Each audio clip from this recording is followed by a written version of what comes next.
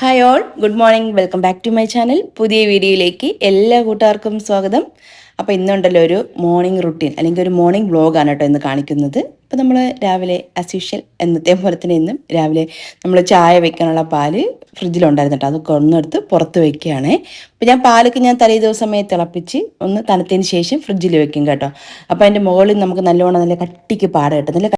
നമ്മളിവിടെ ഉണ്ടല്ലോ നാടൻ പശുമ്പാലാണ് വാങ്ങിക്കുന്നത് കേട്ടോ. അപ്പം നല്ല കട്ടിയുള്ള പാലുമാണ്. അതുകൊണ്ടാണ് ഞാൻ ഇങ്ങനെ തിളപ്പിച്ച് ഫ്രിഡ്ജിൽ വെച്ചിട്ട് ഇങ്ങനെ പാടയൊക്കെ എടുത്ത് വെക്കുന്നത്. ചായക്കും വലിയ ടേസ്റ്റ് ഒന്നും വരാറില്ല, എങ്കിലും ചെറിയൊരു വേരിയേഷനൊക്കെ ഉണ്ട് കേട്ടോ. എന്തായിരുന്നാലും നമ്മൾ പാട മാറ്റാതെ തയ്യാറാക്കുന്ന ചായക്ക് അതൊരു പ്രത്യേക ടേസ്റ്റ് തന്നെയാണ്. ഞാൻ വൈകിട്ട് അങ്ങനെയാണ് കേട്ടോ ചെയ്യുന്നത്. നമ്മൾ ജസ്റ്റ് തിളപ്പിച്ചിട്ട് അങ്ങനെ ചായ ഇട്ട് എടുക്കുകയാണ് ചെയ്യുന്നത്. ബാക്കിയുള്ള പാലാണ് ഞാൻ ഫ്രിഡ്ജിൽ വെച്ചിട്ട് തണുപ്പിച്ചിട്ട് ഇതുപോലെ ഒന്ന് പാടമൊന്ന് മാറ്റുന്നത്. ഇപ്പോൾ ഒരു സമയമെങ്കിലും നമുക്ക് നല്ല ടേസ്റ്റായിട്ട് ചായ കുടിക്കാമല്ലോ. അപ്പം എന്നാലും വലിയ ടേസ്റ്റ് വ്യത്യാസമൊന്നുമില്ല. അത്യാവശ്യം കട്ടിയുള്ള പാലായതുകൊണ്ട് വലിയ സീനാവുന്നില്ല. പിന്നെ ഞാൻ സ്റ്റോർ റൂമിലോട്ട് വന്നിട്ടേ നമുക്ക് ആവശ്യമുള്ള പാത്രമൊക്കെ ഒന്ന് എടുക്കാൻ വേണ്ടിയിട്ടാണ് ഞാൻ സ്റ്റോർ റൂമിലോട്ട് വന്നത്. അപ്പം പുട്ടിന് മാവ് നനയ്ക്കാൻ വേണ്ടിയിട്ട് ഞാൻ ഒരു അത്യാവശ്യം വലിപ്പമുള്ള ഒരു വാവട്ട വലിപ്പമുള്ള ഒരു പാത്രം വെച്ച് കൊടുത്തിട്ടുണ്ട്. അതിലേക്ക് കുറച്ച് വെള്ളം വെച്ചു. പിന്നെ ആവശ്യത്തിന് ഉപ്പും കൂടെ ഇട്ടിട്ടേ അതൊന്ന് തിളപ്പിച്ചൊന്ന് എടുക്കണം. പിന്നെ പയറൊക്കെ ഒന്ന് വേവിച്ചെടുക്കാൻ വേണ്ടിയിട്ട് ഞാൻ ഒരു ചെറിയൊരു കുക്കറൊന്ന് എടുക്കുന്നുണ്ട് കേട്ടോ. അപ്പോൾ നമുക്ക് ആവശ്യമുള്ള പയറെടുത്തിട്ട് ഒന്ന് കഴുകി അതിലേക്ക് ഞാൻ ആവശ്യം പോലെ വെള്ളവും ഉപ്പും കൂടെ ചേർത്ത് കൊടുത്തിട്ട് ഇതൊന്ന് സ്റ്റൗവിലോട്ടൊന്ന് വെച്ച് കൊടുക്കുന്നുണ്ട് കേട്ടോ. ഒരു പയർ വേവിക്കുന്നതിന് ഒരു രീതിയുണ്ട്. നമ്മൾ ഒന്നെങ്കിൽ തലേ ദിവസം വെള്ളത്തിലിട്ടൊന്ന് കുതിർത്ത് വെക്കുകയാണെന്നുണ്ടെങ്കിൽ ജസ്റ്റ് ഒന്ന് തിളപ്പിച്ചെടുക്കുമ്പോൾ തന്നെ ഒരു പയറൊന്ന് കുക്കായി കിട്ടും. അല്ലാതെ നമ്മളിങ്ങനെ ഡയറക്റ്റായിട്ടൊന്ന് പെട്ടെന്ന് വേവിച്ചെടുക്കുന്നതാണെങ്കിൽ ഒരു രണ്ട് വിസിൽ ഒന്ന് വന്നതിന് ശേഷം ഫ്ലെയിം ഓഫ് ചെയ്തിടണം. എന്നിട്ട് തുറന്ന് നോക്കണം വെന്തിട്ടുണ്ടോ ഇല്ല എന്നുള്ളത്. വെന്തിട്ടില്ല എന്നുണ്ടെങ്കിൽ വീണ്ടും ഒരു ഒറ്റ വിസിലും കൂടെ കൊടുത്തു കഴിഞ്ഞാൽ ആ പയർ നന്നായിട്ട് കുക്കായി കിട്ടും കേട്ടോ, ഒട്ടും തന്നെ വെള്ളമില്ലാത്ത രീതിയിൽ. പിന്നെ ഒരു പുട്ടിനുള്ള മാവ് അത് എങ്ങനെയാണ് നനച്ചെടുക്കുന്നത്, ആ ഒരു വെള്ളം ഉപ്പൊക്കെ ഒന്ന് നന്നായിട്ട് തിളച്ച് വന്നിട്ടുണ്ടായിരുന്നു. അതിലേക്ക് ഞാൻ ഗോതമ്പ് പൊടി നമ്മൾ വീട്ടിൽ തന്നെ കഴുകി ഉണക്കി പൊടിച്ച് വെച്ചിട്ടുള്ള ഗോതമ്പ് മാവാണ് കേട്ടോ.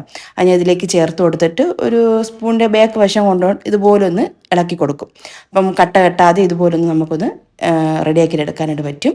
എന്നിട്ട് ഒന്നുകിൽ നമ്മൾ കൈ കൊണ്ടൊന്ന് പൊടിച്ച് നടക്കണം, അല്ലെന്നുണ്ടെങ്കിൽ മിക്സിയുടെ ജാറിലേക്ക് മാറ്റിയിട്ടുണ്ടല്ലോ ഒന്ന് ജസ്റ്റ് ഒന്ന് ഒന്ന് മാറ്റിയാലും മതി കേട്ടോ. അപ്പം രണ്ടായാലും ഓക്കെയാണേ. അപ്പം ഞാൻ ഇതിപ്പം നോക്കുന്ന സമയത്ത് എനിക്ക് കൈ കൊണ്ട് പൊടിച്ചെടുക്കാനും പറ്റുന്ന ഒരു പാകത്തിനായിരുന്നു. അതുകൊണ്ടാണ് ഞാൻ കൈ കൊണ്ട് നന്നായിട്ടൊന്ന് മിക്സ് ചെയ്ത് തീർത്തിട്ടുണ്ട് കേട്ടോ. ഞാൻ എപ്പോഴും ഒരു ഗോതമ്പ് മാവ് ഇങ്ങനെ തന്നെയാണ് നനച്ചെടുക്കുന്നത്. നല്ല സോഫ്റ്റ് ആയിരിക്കും പുട്ട്, നല്ല ടേസ്റ്റാണ് കേട്ടോ കഴിക്കാൻ വേണ്ടിയിട്ട്. ഇങ്ങനെ ചെയ്യുന്ന സമയത്ത് തിളച്ച വെള്ളത്തിൽ തന്നെ മാവൊന്ന് നനച്ചെടുക്കാനായിട്ട് ശ്രദ്ധിച്ചാൽ മതിയാകും. പിന്നെ ചായ റെഡി ആയിട്ടുണ്ട്. കുറച്ച് പഴം ഒന്ന് പുഴുങ്ങാനായിട്ട് വെച്ചിട്ടുണ്ടേ. അപ്പം ഇതിനിടയ്ക്ക് ആ ഒരു പയർന്ന് ഒരു 2-3 വിസിൽ വന്നിട്ടുണ്ടായിരുന്നു കേട്ടോ. അപ്പം ഞാൻ ഫ്ലെയിം അങ്ങ് ഓഫ് ചെയ്ത് വെച്ചു. ഈ പുട്ടൊന്ന് റെഡിയാക്കാൻ വേണ്ടിയിട്ട് ഞാൻ നമ്മുടെ പുട്ടുകലത്തിലോട്ട് പുട്ടുകലത്തിലോട്ട് കുറച്ച് വെള്ളം വെച്ചിട്ട് ഒന്ന് തിളയ്ക്കാനായിട്ടൊന്ന് സ്റ്റൗവിലോട്ടൊന്ന് വെച്ചെടുക്കുന്നുണ്ടേ. ചായ റെഡി ആയിട്ടുണ്ട്. ഇനി നമുക്കൊന്ന് അരിച്ചൊന്ന് മാറ്റി വയ്ക്കാം. പയർ വെന്തോന്നൊന്ന് ചെക്ക് ചെയ്യാൻ വേണ്ടി കുക്കറിൻ്റെ പ്രഷറൊക്കെ ഒന്ന് കളഞ്ഞിട്ടേ അടപ്പൊന്ന് മാറ്റി നോക്കിയതാണ്. റെഡി ആയിട്ടില്ല. അപ്പോൾ ഞാൻ വീണ്ടും അടച്ചു വെച്ചിട്ട് വീണ്ടും ഒരൊറ്റ വിസിലും കൂടെ കൊടുത്തിട്ട് ഫ്ലെയിം അങ്ങ് ഓഫ് ചെയ്തിടും കേട്ടോ. എന്നിട്ട് നമുക്ക് തുറന്ന് നോക്കാം. ആ ഒരു ടൈമിൽ പയർ നന്നായിട്ട് കുക്കായിട്ടുണ്ടായിരിക്കും. പിന്നെ പുട്ടൊന്ന് തയ്യാറാക്കി എടുക്കാൻ വേണ്ടിയിട്ട് ഒരു പുട്ടുകുറ്റിയിലോട്ട് കുറച്ച് തേങ്ങ വെച്ച് കൊടുക്കുന്നുണ്ട്. നമ്മൾ ഗോതമ്പ് പുട്ടിനൊക്കെ കുറച്ച് കൂടുതൽ തേങ്ങ ചേർത്തിട്ട് ഒരു പുട്ട് തയ്യാറാക്കി എടുക്കുമ്പോൾ കേട്ടോ അതിന് ഒരു ടേസ്റ്റ് കൂടുതൽ, ഒരു ടേസ്റ്റും ഒരു ഫ്ലേവർക്ക് വരുന്നത് അങ്ങനെ തന്നെയാണല്ലേ. കുറച്ച് തേങ്ങ കൂടുതൽ ചേർക്കണം.